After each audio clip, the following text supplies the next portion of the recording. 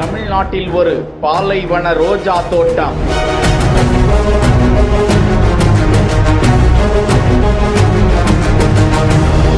பார்க்கும் இடமெல்லாம் சிகப்பு ரோஜா கடல்.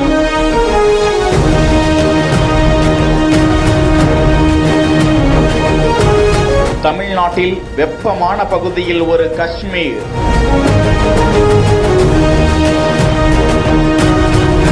திருவள்ளூர் மாவட்டம் ஊத்துக்கோட்டை வட்டத்துக்குட்பட்ட ஈசனங்குப்பம் பகுதியில் 15 ஏக்கர் பரப்பளவில் 40 ஆண்டு காலமாக அடினியம் என்கிற பாலைவன ரோஜா அழகு செடியை ஜலந்தர் ரெட்டி என்பவர் சாகுபடி செய்து விற்பனை செய்து வருகிறார். இது குறித்து அவர் பேசியுள்ள தகவலில் 1986ஆம் ஆண்டு தொடங்கப்பட்ட இந்த பூந்தோட்டத்தில் பாலைவன ரோஜாக்கள் மட்டுமே சாகுபடி செய்யப்பட்டு வருவதாகவும், அங்கே 450 பூக்கள் வகைகள் கொண்ட செடிகளாகவும் 500க்கும் மேற்பட்ட பூக்களை கொண்ட செடிகளாகவும் விற்பனை செய்து வருகிறாராம். பாலைவன ரோஜா செடி தடிமனான வேர்கள் அதிகமாக உள்ள செடியின் விலை 12 லட்சம். சிறிய வேர்கள் கொண்ட செடிகள் 150 ரூபாய் முதல் விற்கப்படுகிறதாம். உலகம் முழுவதும் 3 இடங்களில், சென்னை, வியட்நாம், தாய்லாந்து உள்ளிட்ட இடங்களில் மட்டுமே இந்த வகை பூக்கள் கிடைக்குமா. உயரமான தடித்த வேர்களுடன் 12 லட்சம் ரூபாய் மதிப்பிலான செடிகள் இங்கு மட்டுமே கிடைக்கிறதாம். இந்த செடிகளை பராமரிக்க வாரத்துக்கு 2 முறை தண்ணீர் ஊற்றினாலே போதுமாம். எந்த உரமும் தேவையில்லையா.